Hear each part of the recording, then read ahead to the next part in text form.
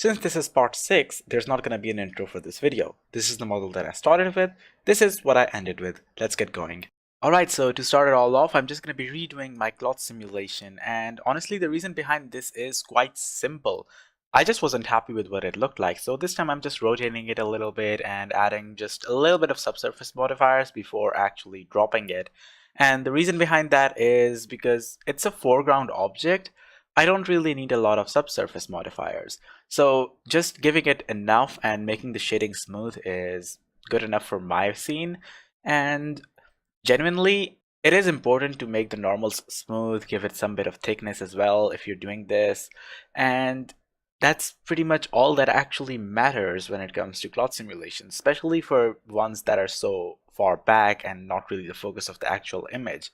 You just want them to look good enough. There's no point in giving them like tens of subsurface divisions just to, get something that looks mediocre or that no one's going to actually pay attention to. And speaking of mediocre things, something that's insanely mediocre about this entire scene is the lighting. And that's why you'll basically notice me working on the lighting a lot more from here on out.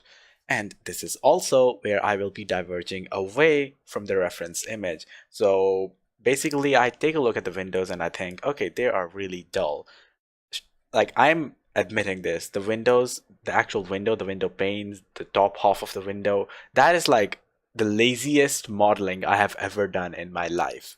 Okay, in terms of both textures as well as materials as well as the actual model. So this is when I decide to change that up a little bit. I go through all of the different textures that are available in Blender, and to be honest, I kind of get bored trying to achieve this effect over here. Like, I do get close to it, but I give up before actually achieving it. And the reason behind that is I just want it to look different. I don't want to copy the entire reference image. I still want to add in my own flavor and add in my own things. So you will basically start to see me really like go far away from the reference image from here on out.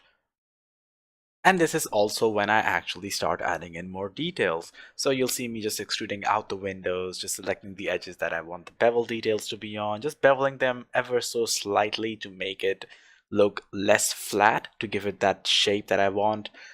Something else that I try to do, well, not really, never mind. Something else that I try to do is just insert the bottom floor and just give the outer edge a different material, because I noticed that the reference image has this different material over there. It's sort of woody. It is wood, and that gives it a nice different feel to it.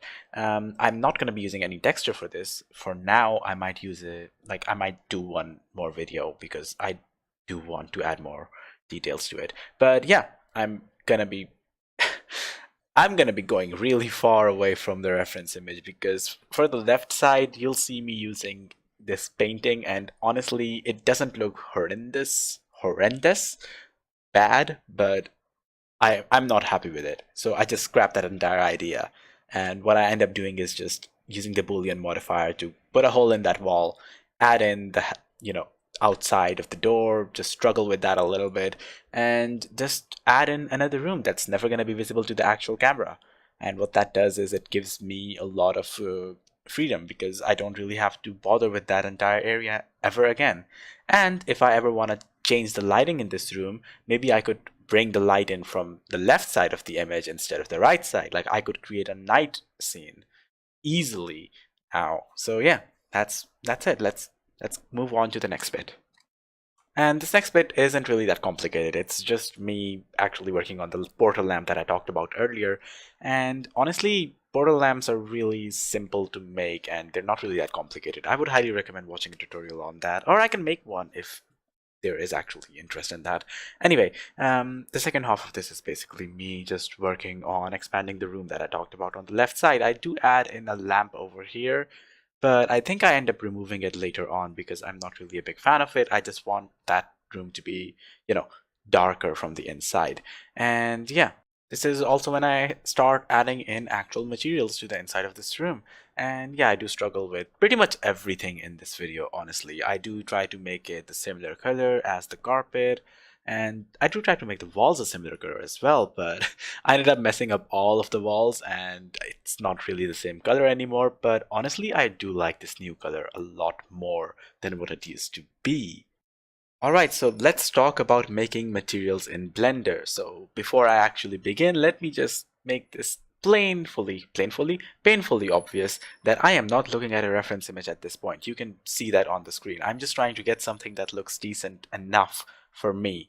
And honestly, let me know if there's actually any interest in videos like this for Blender, because there are other software out there like Substance Designer that do a much better job than Blender, but those aren't free. I'm not saying that Blender can't make materials. I'm just saying that Substance Designer is a lot more powerful. So if there's any interest in making materials inside Blender, let me know. I'll be using this a couple more times as well. Like I'll be using the same system for the other cushions, like the square cushions as well as the curtains later on. So yeah, let me know if there's any interest in a more detailed video for this.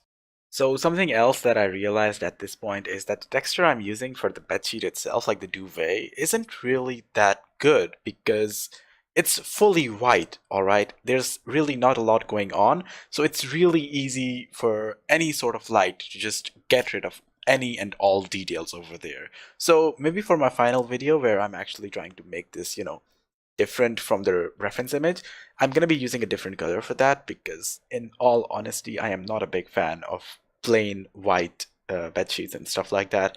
So yeah, fully expect that to change. And yeah, I'll be changing the back, I guess like a back cover that I made at the start of this video as well. And yeah, let's just move on to more interesting stuff now. So for the curtains, what I did was basically I picked up the same material that I made for the cushions and just duplicated it a little bit. And then I just play with the different settings in the render, sorry, not the render, the shader editor. And what that lets me do is it basically lets me use the same material again. And yeah, just by changing the colors and changing some of the settings, I was able to get something that looked a lot better than just plain light blue. So yeah, I'll be changing these a lot more in the later part of the video as well, so don't worry about it. And this is where the painful stuff actually starts, because I want to make the texture in Blender's own shader editor. And to do that, I kind of use like a bunch of different texture nodes that Blender like comes with. So the Musgrave texture, the Wave one, and I think the Voronel or whatever it's called. I don't really remember the name right now. That one. And to be honest, I end up settling on the Voro one. And that's primarily because I kind of like it the most. I'm not really going for a lot of like the ring distortions and stuff like that, like all of those effects. I just want different colored lines going from left to right. And the Voronol texture is probably like the best one for that if that's all you're actually interested in. So for the orange cushions, I ended up using the Voronoi textures as well, and that's primarily because I wanted to get the polka dots look, which is really easy to get if you play with the color ramp just a little bit. And this also caused another issue because all three of the cushions looked really similar to each other in terms of the texture, and I did not want that. So I ended up having to add in a texture mapping coordinate. And honestly, I just used the camera ray. I tried a bunch of different rays, but they weren't really different. So the camera ray is my go-to if I just want difference between like copies of the same object without having to like go into the UV maps of each individual objects. And yeah, that's when I ran into another issue where the blue cushions looked too similar to the orange ones because they had this white on blue pattern, and the orange ones also had this lighter color on the orange pattern. So I ended up just having to like go back into the blue cushions and just increased the scale in one direction to sort of cause this streaks pattern. I'm not really happy with it, so I might change it in the future, but for the time being, I was pretty satisfied. And so it was time for my first render during this entire process. Like, I probably should have rendered first, and I would have realized, oh, okay, this could have changed, that could have changed. But yeah, here's my first render. Alright, so almost immediately I realized one thing, and that is the lamps. The glass part of the lamp, it seems like I kind of forgot to remove the base from the bottom, and it's also not solidified, so it's basically acting as a solid lens. And that is a mistake that I'll be fixing afterwards, like in this video soon enough. Something else that I want to focus on is the books that I made. They seem out of place, but not because of like anything else, it's just the green color, so I'll probably just be changing their colors a little bit. The third thing is that the left side table, like it's a larger table, it doesn't really have anything else on it. So I feel like it definitely needs something else. So maybe a tissue box or something. But those are all like small details. Let's talk about the bigger mistakes. Well, first of all, if you take a look at basically the left half of the picture, the textures are way too perfect, so there definitely needs to be something going on over there. The extra room I added, like the floor for that room, is pretty much just a solid color, and that is throwing the picture off like a lot. Something else that I forgot about was the cabinets. I never really UV unwrapped the cabinets, and that's causing a load of issues. And the biggest of which is that the texture, the wood texture that I basically generated, even though it's perfect straight lines, on the right side of this cabinet over here, or on the left side of this cabinet over here, you can basically see that it's nothing but grains. And we can't really have that. We need to change that. So we will need to do some sort of UV unwrapping magic or, something to fix that. So let's get back into it. So I started all off by just removing all of the specular from the back cloth that we simulated at the start of this video. I changed the color of the book and then get to work on the cabinet.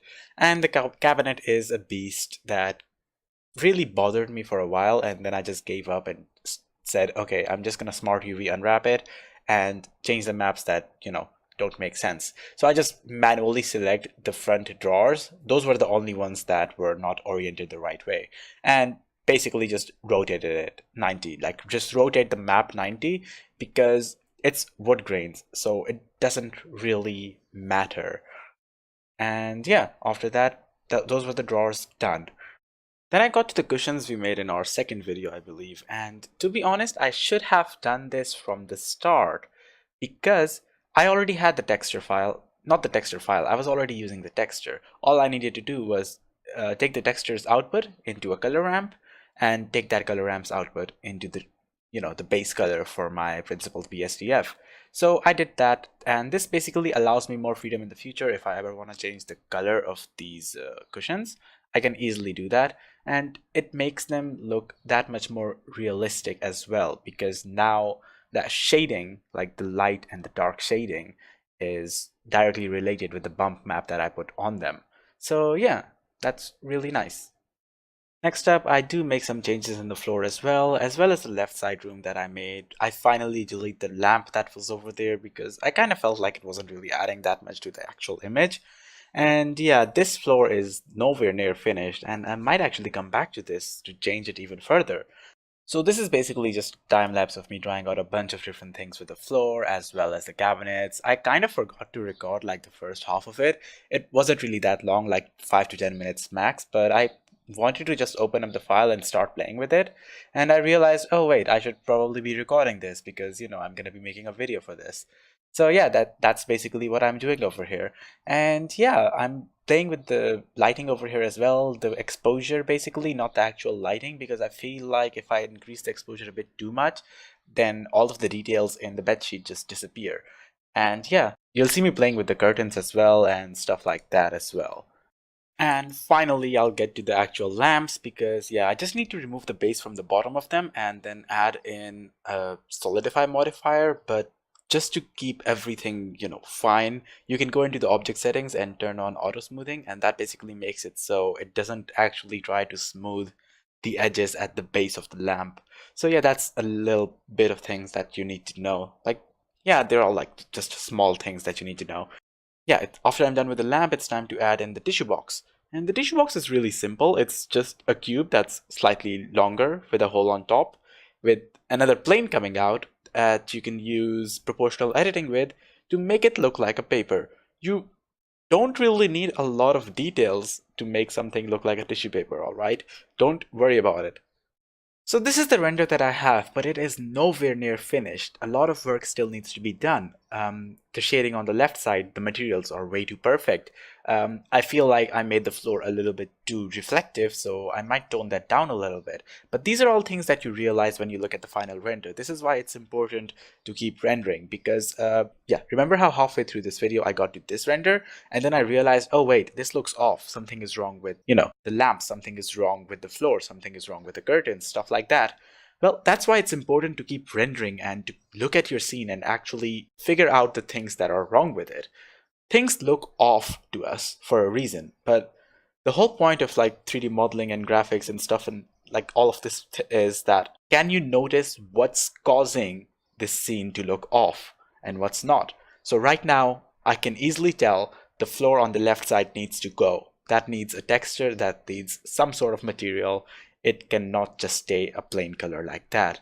So yeah, I'm probably just going to be doing one last video on this where I'm just going through all of the main renders that I had over all of these different videos and try to explain like how the progression basically goes. You need to have a model, then you can start adding more details to it, then you can start adding other objects to it and stuff like that. You can't just get the final model in a single hour, okay? It actually takes time.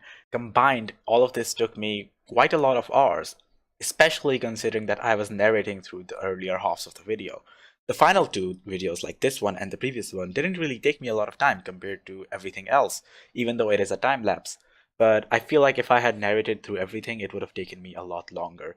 Anyway, I'm not going to waste any more of your time. Like, subscribe, or comment. Please let me know if you like this. But yeah, thanks for watching and goodbye.